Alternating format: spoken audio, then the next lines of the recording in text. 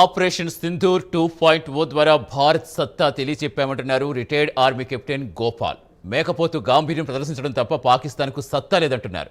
యుద్ధానికి సిద్ధమంటూనే పాకిస్తాన్ ఆర్మీ భయపడుతోందన్నారు. పాకిస్తాన్ దేశం ముక్కలవడం ఖాయమని రిటైర్డ్ ఆర్మీ కెప్టెన్ గోపాల్ చెబుతున్నారు.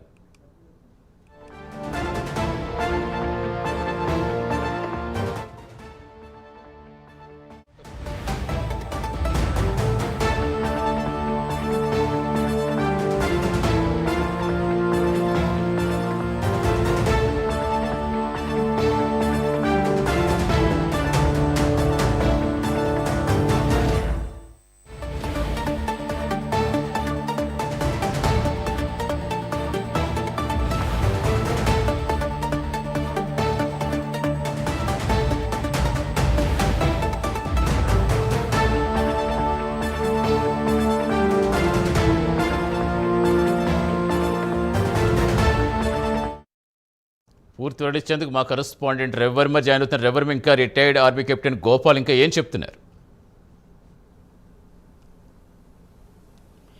సతీష్, ఇవాళ పాకిస్తాన్ మేకపోతు గాంభీర్యాన్ని ప్రదర్శిస్తూ ఉంది. ప్రధానంగా ఉగ్రవాదాన్ని అడ్డా చేసుకుని ఉగ్రవాదాన్ని పెంచి పోషిస్తూ దాంతోనే భారత్పై యుద్ధం సాగించాలనే నెపాన్ని చాటుతూ ఉన్న క్రమంలోనే భారత్ సత్తా ఏంటో రాత్రి చవి చూసినటువంటి ఘటన అందరికీ తెలిసిందే. ఈ నేపథ్యంలోనే రిటైర్డ్ ఆర్మీ కెప్టెన్ మనతో పాటు ఉన్నారు. వారిని ఎరిగి మరిన్ని వివరాలు తెలుసుకొని సార్, ఇవాళ భారత్ వ్యవహరిస్తున్న విధానం ఎలా ఉంది, పాకిస్తాను యొక్క దెబ్బతీసే విధానం ఎట్లా భావిస్తారు మీరు? అందరికీ నమస్కారం అండి. నేనేం చెప్పి తెలుసుకున్నానంటే, ఇదివరలోనే ముందు ఒకసారి చెప్పుకున్నాను. మీ ఉద్దేశం చెప్పండి, ఎలా జరుగుతుందని మీరు చెప్పగలిగినారంటే, మీరు మాకంటే ఎక్కువ మీరు ప్రతి ఒక్కరితో అందరిని కలుస్తున్నారు, అందరిని చూస్తున్నారు. మీ ఉద్దేశం చెప్పాలని మేము కోరుకుంటున్నాం. ఇవాళ రాత్రి జరిగినటువంటి ఘటన, పాకిస్తాన్ మీద జరిగినటువంటి ఘటన యావత్ భారతదేశం అందరూ కూడా హర్షం వ్యక్తం చేస్తున్నారు. ఇద్దరు జవాన్లు కూడా అదుపులోకి తీసుకున్నటువంటి ఘటన తెలిసిందే. కాకపోతే పాకిస్తాన్ ఇంకా యుద్ధానికి సన్నద్ధం కయ్యందవుతాం. దీన్ని ఎలా భావించారు? అది ఇప్పటికైనా వాళ్ళ బుద్ధి తెలుసుకొని ఇక మీదట మానుకుంటే బాగుంటారనిపిస్తూ ఉంది. ఎందుకంటే Indian army navy air force కలిసినారంటే త్రివిధ దళాలు ఏవైనా సాధించగలము, మన సత్తా ఏముంది అనేది నిన్న చూపించారన్నమాట. వాళ్ళు 8 డ్రోన్లు అయితేనేమి, 3 పైలట్లు అయితేనేమి, యుద్ధ విమానాలతో కూడా అటాక్ చేసినా కూడా మన ఇండియన్ ఆర్మీలో ఉండేటువంటి వెపన్స్తో ఎలా తిరిగి కొట్టామో, యాంటీ వెపన్స్తో ఎలాగ చేస్తామో పైనే పేల్చేయడం తెలియదు, గాల్లోనే. అలాంటి సత్తా ఉన్నటువంటి మన త్రివిధ దళాలని వాళ్ళు తట్టుకునే శక్తి అంటూ లేదు. ఇప్పుడైనా సరే వాళ్ళు ఉద్రోహ శక్తులను, మనం పాకిస్తాన్తో యుద్ధం చేయాలని మనకు ఎలాంటిది లేదు. మన ప్రధానమంత్రి గారు ఫస్ట్లో చెప్పారు, ఎవరైతే ఉగ్రవాదులు ఉన్నారో వాళ్ళని ప్రతి ఒక్కరిని ఏరి చంపుతాను, సత్యనాశనం చేస్తాను అన్నారు. ఎందుకన్నారు? మన యాత్రికుల్ని, మన ఇండియన్ ఆర్మీలో ఉన్న సోల్జర్ పోయినా పర్వాలేదు, ప్రాణాలు కోల్పోయినా, కానీ పబ్లిక్ను కూడా న్యూసెన్స్ కల్పిస్తున్నారు కాబట్టి చేశారు. నిన్న వాళ్ళు ఏం చేశారంటే, పక్కన ఉన్నటువంటి సాంబా సెక్టర్ అయితేనేమి, బార్మీర్ జస్మిల్ అయితేనేమి, పూంచ్ రజౌర్ అయితేనేమి, పఠాన్కోట్ అక్నూర్ అయితేనేమి, ఈ సెక్టర్లు కానీ మనం అటాక్ చేయించామంటే, డ్రోన్లతో యుద్ధ విమానాలతో చేర్చామంటే హిందుస్థాన్ భయపడిపోతుంది, వాళ్ళు పిరికి బందులాగా మనకి సరెండర్ అవుతారు అని వాళ్ళు అనుకున్నారు.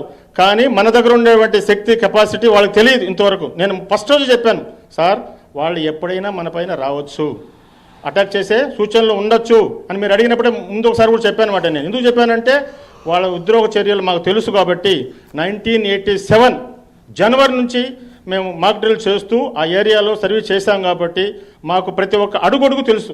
జమ్మూ కాశ్మీర్లో ఉండే ప్రతి ఒక్క సెక్టర్లు అయితేనేమి వాళ్ళతో ఎలా చేయాలి. ఈవెన్ కార్గిల్ బటాలిక్లో నుంచి సర్వీస్ చేసినట్టు మా ఫ్రెండ్స్ కూడా, మా శిష్యులు ఇక్కడే ఉన్నారు. అలాగే సర్వీస్ చేసి వచ్చాం కాబట్టి మేము ఐసుకొండలు అయితే ఎక్కడైనా అయితే తట్టుకునే కెపాసిటీ మాకు తెలుసు కాబట్టి మేము చెప్తున్నాం.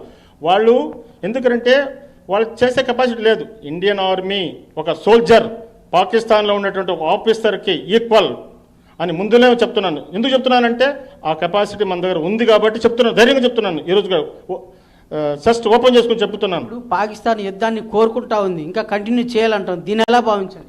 సార్, వాళ్ళ పిరికి పంతనమే వస్తుంది. ఈ రోజైనా రేపైనా కూడా నేను చెప్పానమాట, 10 minutesలో హిందుస్థాన్ కానీ అనుకుంటే 4 విధాలుగా ధ్వంసం చేస్తుంది. ఇప్పుడు మీరు చూశారనమాట, మన నేవీ కరాచీ పైన ఎలా అటాక్ చేసింది. వాళ్ళ ఎయిర్పోర్ట్లు అయితేనేమి, వాళ్ళ నేవీ స్థలాలు అయితేనేమి, వాళ్ళకి ఎక్స్చేంజ్ ఏం చేయలేకుండా ధ్వంసం చేశారన్నమాట. ఎందుకు చేశారు వాళ్ళు?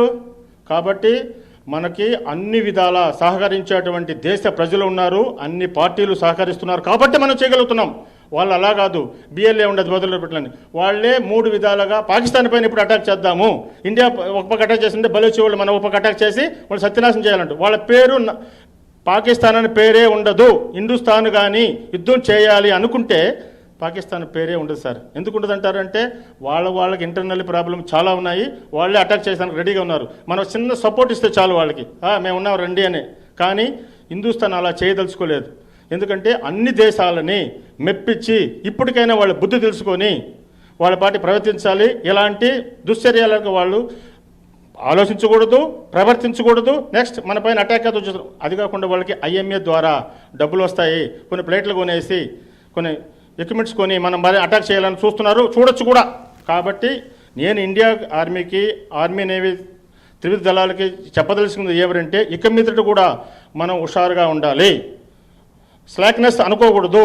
ఎప్పుడైతే ఏం జరిగినా కూడా దానికి మనం రిప్లై ఇచ్చేదానికి ఆల్రెడీ మన వెపన్స్ ఉన్నాయి. దాంతోపాటు ప్రతి ఒక్కరూ ప్రిపేర్ అయి ఉండాలి. మ్యాక్ డ్రిల్ ఎలాగైతే ప్రాక్టీస్ చేశారో వాళ్ళకి అనుగుణంగా ఉండాలి.